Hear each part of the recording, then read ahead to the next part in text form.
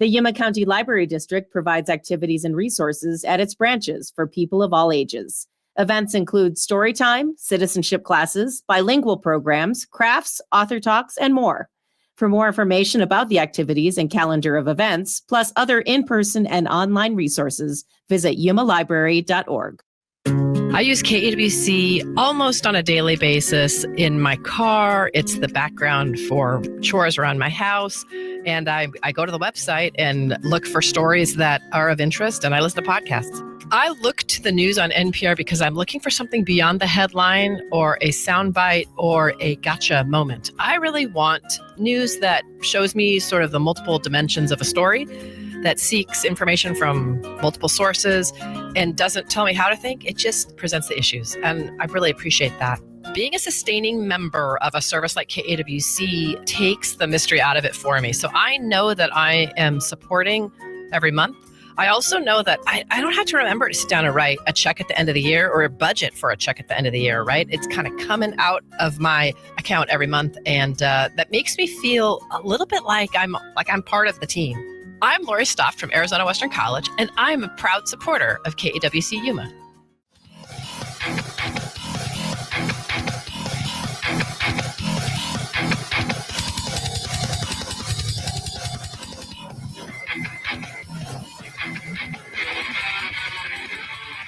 What's up, Yuma? Welcome back to What's Up, Yuma Radio. We are here now joined by Robert Masson. Did I get it right? You got it. You say it, but you say yeah, it. Say it. Go ahead. Robert Masson. Masson?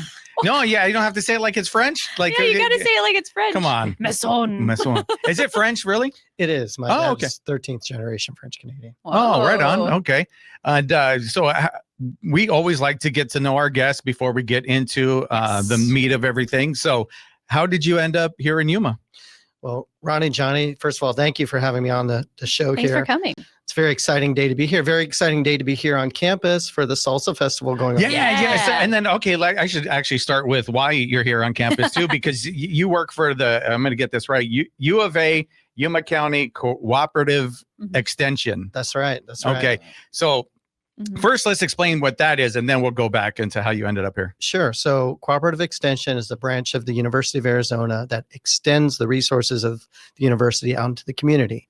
Here in Yuma County, we have several different groups that are participating, from a group that goes into schools and looks at kids' teeth for smiles, to a group that teaches master gardeners, teaches people how to garden. Also 4-H is lumped into that with, learning animal husbandry. And my job is to help farmers fix problems. Okay. Nice. So what kind of problems typically? Well, we follow the extension model. So what we do is go out into the community and do needs assessment surveys, find out what they need. Then we do research at our University of Arizona Ag Farm. We have a 514-acre farm here in Yuma. So we do a lot of stuff out in the farm. I've got a few of my college interns are out there today doing applications and things. Then we take that information and we create education, both in workshops, newsletters, all types of online activities. Like Martha, we had her on our news story the other day, where we create news articles for the Yuma Sun and also for KYMA Homegrown every week. And then lastly, we have extension or on-farm change. And that's where we go out into the community. We be of service. Like today, I participate in Veterans Treatment Court. So we're having a graduation there where, veterans that get in trouble with the law go through a program of recovery. And today's a great day. We're having a graduation. So we're having some people go through that. So we're just of service to the community. That's amazing. Okay. So then, let's go back then. So how did you end up in Yuma and then getting involved with, it's mostly the ag side that you're involved in? Mostly the ag side. Okay. So I've been in agriculture all my professional life. Went out of high school into the Navy. Then after that, went to school. Where are you from originally? Originally I'm from North Carolina. Okay. I did my schooling there. Worked full time for the USDA, harvesting soybeans on a combine while I got my master's degree part time. Then I moved to Indiana. I was a popcorn scientist. That was my official title. What'd you do? Popcorn scientist. Yeah, for the world's largest popcorn company, Weaver Popcorn. Okay, Wow. so what does a popcorn scientist do? You know, Because I I get that just question a lot. yeah, You just like eat it. yeah, it's like okay, you got the This kernels, tastes pop good. it in the microwave, and You know, I know Science so is much. just- I'm surprised they let me live. you know their dark secrets. And I know all the pop secrets. So you know exactly how long to microwave. So what? and, No, like- tell us what does a like a scientist do for popcorn? Yeah, so it starts with the corn itself and developing new varieties of corn.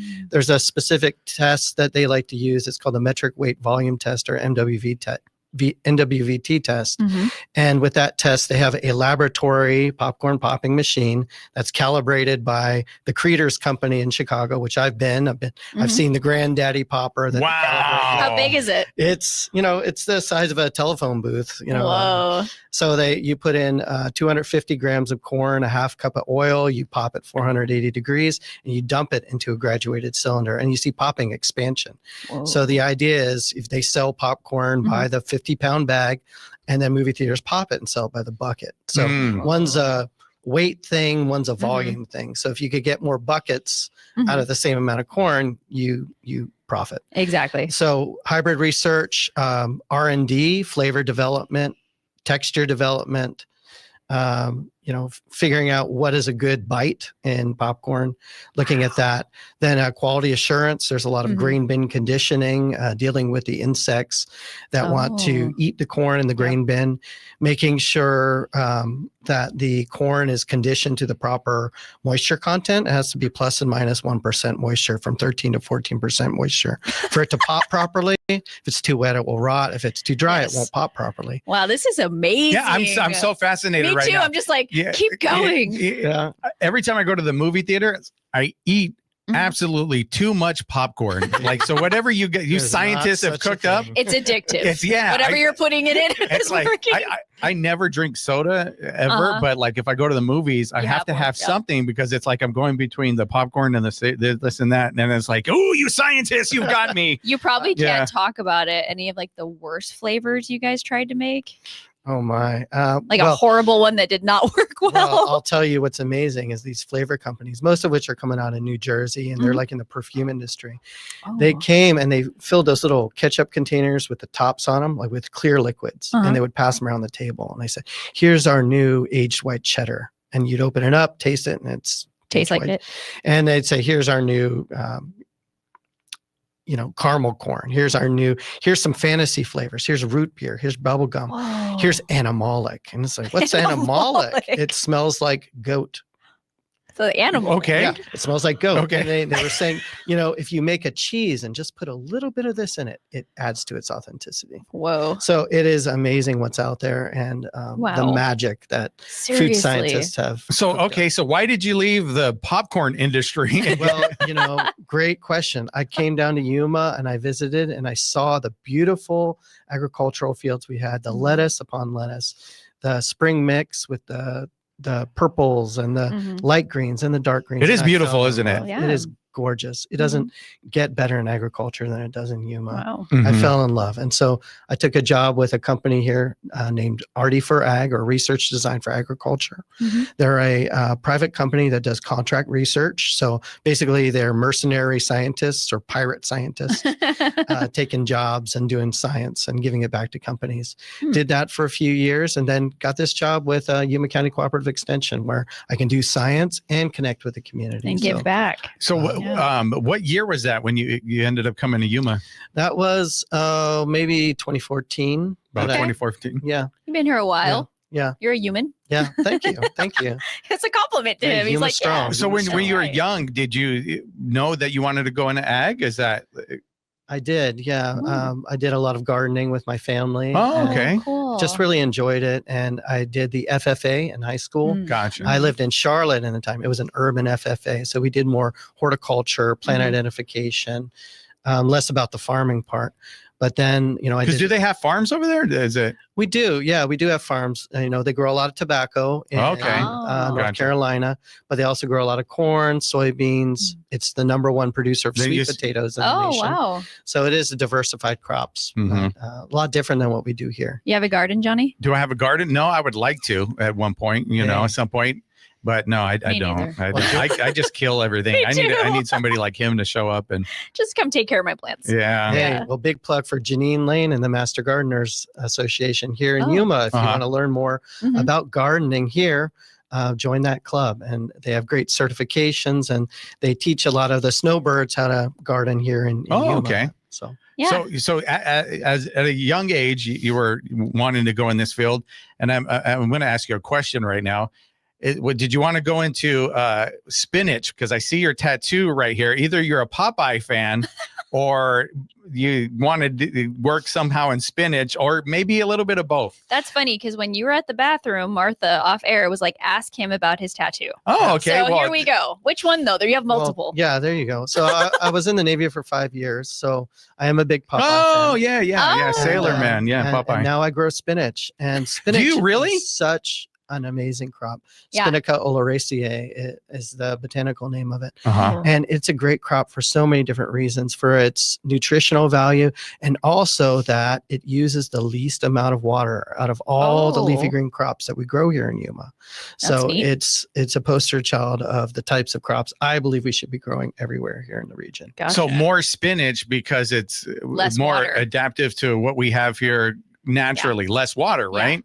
Yeah, Save let's- water. Well, yeah, that's a whole conversation in itself. But Okay. we are in a 26-year drought. So we do need to be learning how to conserve more water. Mhm. Mhm. But it is a very complex subject to Yeah. discuss because it involves managing the soil salinity. Mm. Because it doesn't rain, we need extra water to manage Yep. the salt in the soil. So, very complex subject. Okay, so we won't get too He's all, deep "We into just that. can't do Yeah, this yeah. right we'll- now." I'd love to. We can, Yeah, talk, we can talk the whole show. Remember we had Tyler on. He told us all about Yeah, the soil. yeah, Tyler Woodman? Tyler, yes, he was Oh. like the soil, and then the salt, and then this is area over here. Like it was very interesting. Well, Tyler's in one of our films. Oh, neat. Well, okay, so that's going to be what we're going to talk about after a break right now. We're going to take a quick break. We're going to talk about, because you have a film festival coming up, something like We that? do, the Yuma Farm Film Festival. Okay, we're going to talk Sweet. about that after a quick break. You're listening to What's Up Yuma Radio right here on 94.7 KOFA Border Radio.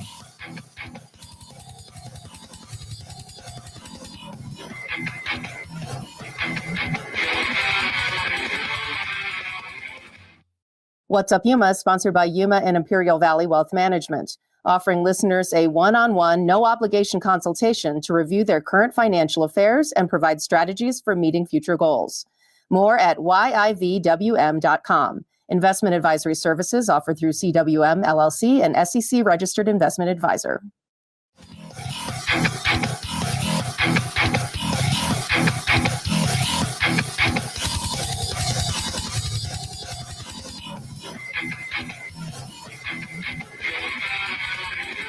What's up, Yuma? Welcome back to What's Up Yuma Radio. We are here talking to Robert Masson, and we are talking about agriculture. And now we're going to go into the film side of it, Yeah. because you have a film festival. And you just mentioned that one of our previous guests was actually in one of the films, or? That's right. Tyler Woodman is in a film that we made. It's called Stop the Rot. It's about a deadly disease that's affecting the citrus trees here in Yuma called citrus brown wood rot. Okay. And so it's a documentary, a 20-minute documentary where we talk with him about the issue. Then we Mhm. talk to our extension fruit tree person, Dr. Mhm. Glenn Wright, and he talks about the history of citrus in Yuma, as well as the deadly disease. And then we go to Tucson, where we talk to a plant pathologist who's in the laboratory studying the disease, Dr. Alex Hu. Mhm. And it's a comprehensive approach discussing this topic that not a lot of people know about. Yeah. And then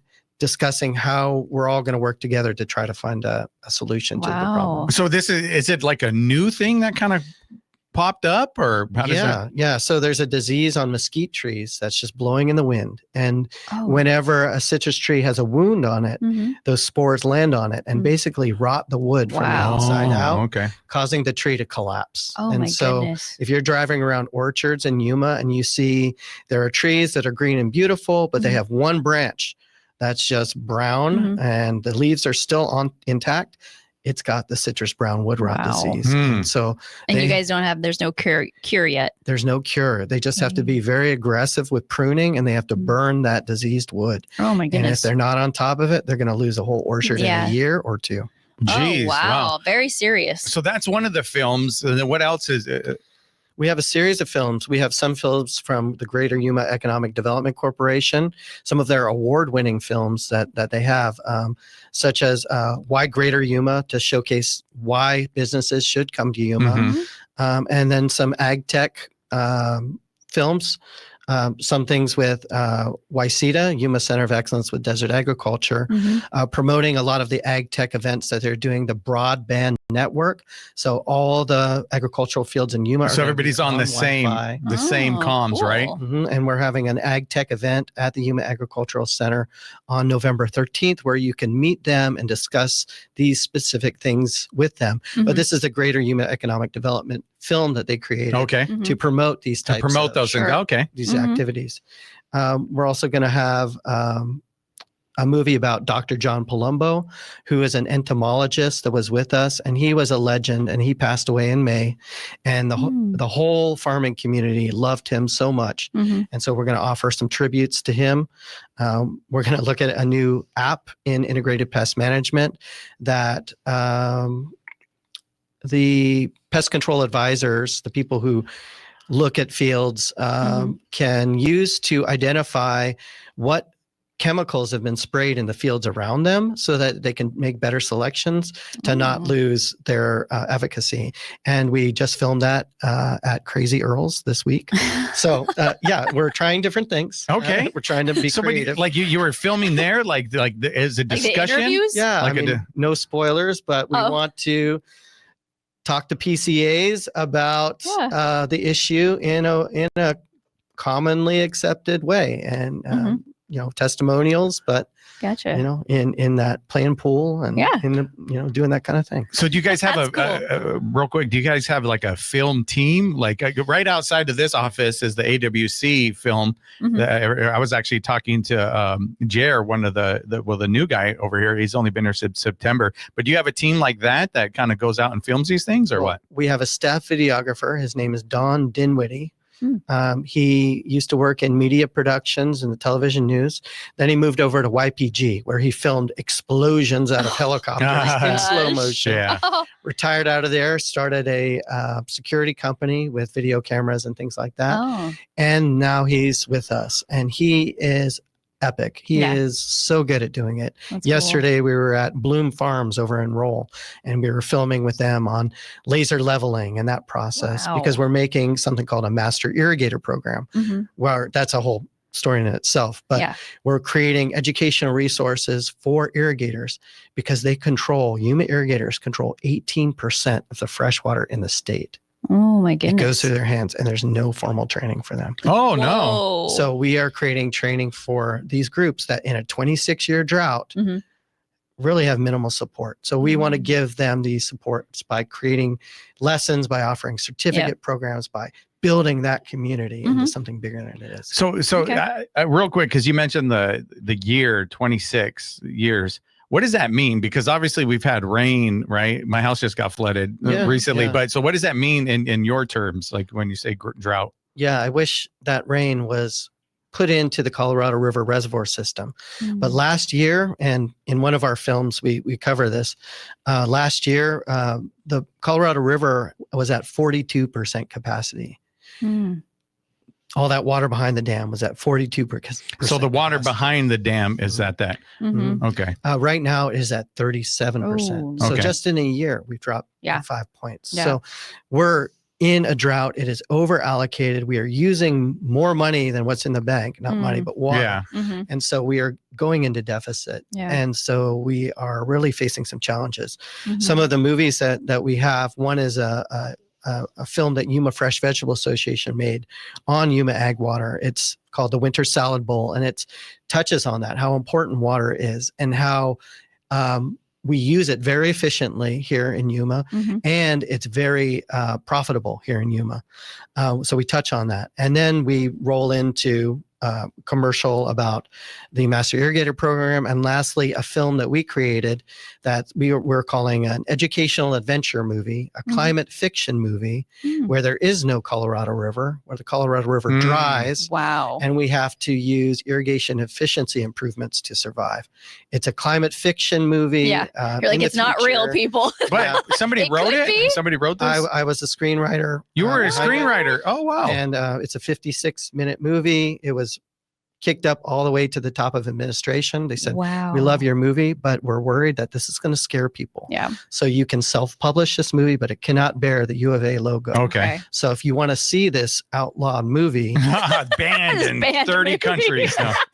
come on down to the Yuma You're Farm not Film scared. Festival You're like, I'll show it. Yeah, I know. on December 11th. You know, the moral of the story is we need to build it better together. Yeah. We need to get in front of this right now. Mhm. We need to have teamwork. We need to have creative solutions. And that's how we're going to survive this 26-year drought Mhm. that historically, looking at the Tree Ring Research Lab in Tucson, has said this is the worst drought that we've had in 1,200 years. Whoa, and we're living through And it. we're living and through it. I think I something with city council, and they had a vote on something recently With the water, With the right? water, are you aware of that with Queen Creek or something? Or I'm not aware of that. no? Yeah, Okay. someone talked about it here. Yeah, Yeah, it was a water thing they passed, and I forgot to. Well, they were not going to share it with Queen Creek. Do you know much about the Queen Creek issue or I with water? don't, No. but- Okay. Okay. You know, in the West, you know, whiskey's for drinking and water's for fighting over. Yeah. That's not a news story, but every drop that we have to be very efficient Mhm. at its use, or else Phoenix and LA will take it. Oh, Mhm. wow. And We'll dry they're up. obviously they're more powerful to a degree, Mhm. right? Because of the bigger cities and stuff. So Exactly. definitely. Okay, at this film festival, how do people like enter the film festival? Like if you have like something you've done in the ag world, you could just enter it, or Well, this year, you know, we have 3 hours. So this year we've come with our content. But next year, I want to invite all the filmmakers of Yuma okay. to submit Cool. their entries. Mhm. And we'll have a great farm film festival. So this could be like somebody goes over and they see this and they get inspired to do something, Like right? their So own project. yeah, their own project on it. Mhm. Maybe tackle something and get creative, and this kind of could spark something. We would love to have that. Mm-hmm. You have a good mix of a whole bunch of different projects, directors, everything. We would absolutely love to have that. Bring attention to all these issues, to view the issues through different lenses, Uh-huh. to get the Exactly. discussion going, to just boost creativity. We want solutions. At any crisis, it's just an opportunity for innovation. How long has this been going on? The- the film festival. This will be our first time. Oh, it's the this first year. Very Mhm. first. Mhm. Oh, very okay. neat. Wow. Probably we should have started with that. I don't know. I'm like, this Yeah, is like a 10-year thing. Yeah, as like well. I'm thinking, this has Yeah. been around for a while. So it's the first year. Oh, okay. Groundbreaking. All Yeah, right. and I think it was very fitting to have Martha on before, talking about grief and working through grief. Yeah. And you know, that catharsis that you can have afterwards, Mhm. because this challenge that we're facing and all these other challenges that we're facing, Yeah. if we address them, if we share them as a community, Mhm. we can build it better together. I agree. It takes teamwork. So how do people find out more information about this? You can visit our Eventbrite page. Please sign up. We have 680 seats. We have to fill that Oh, wow. historic theater downtown. So Oh, that's where it is? Yep. Okay. The Historic Theater downtown. And when is it? it's on December 11th. That's a Thursday. Okay. From 6 to 9 at night. Awesome. All And right. you'll be there. Yeah. Oh, love to see you. And then next year, I'm going to write a real horror movie all about it. Like, hey, there's going to be slashers. It's going to be crazy. Zombies. Oh, it's going to be Okay. absolutely. Well, zombies would Okay. be good. Yeah, that's what That I would mean. be perfect. Thirsty zombies. Thirsty zombies. Like, we need water, not brains. Yeah, and that's like they're on the rampage or on the loose. And okay, I'm writing it today. This is it. Hey, You're- maybe a mummy movie. okay. Oh, We're going to super co-write thirsty this thing. mummies. So you're going to be a screenwriter with Let's this do as it. well. Oh, So well, do you guys also get that like on my favorite website, IMDb, that you do Love all that that stuff? We do. Our film, These Drying Times, is on IMDb. Wow. Oh, very cool. I'm going to go Yeah. check that out. Thank you. Yeah, I got a credit on IMDb. So I actually like to show it off every once in a while. I produced a cartoon. Oh, so yeah. Oh, really? Anyway, Yeah. So thank you so much. What's the name of your cartoon? Oh, it's called Burn Notice, BERN Notice. Not like there's a show called Burn There's a Notice. movie, yeah. But this is a cartoon about a schizophrenic guy that solves crime with his nephew. And shout out to Aaron Brigman, who wrote the whole thing. I was just a producer. He actually did this music we're listening to right now. Ah. So he's my buddy, and he's the one that did our intro and exit music. So Well, thank you for Yeah, thank bringing you the again. water issue to light here today. Well, Ronnie, Johnny, thank you for having me on. Yeah, you were awesome. you're listening to What's Up Yuma Radio right here on 94.7 KOFA Border Radio.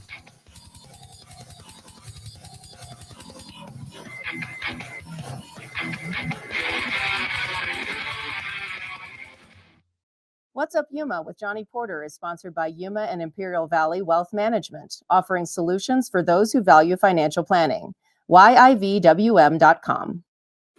Broadcasting from Yuma campus of Arizona Western College for more than 55 years, this is Border Radio, 94.7 FM, KOFA Yuma. We also broadcast at 1320 AM in Yuma, at KAWC.org, and on the KOFA app.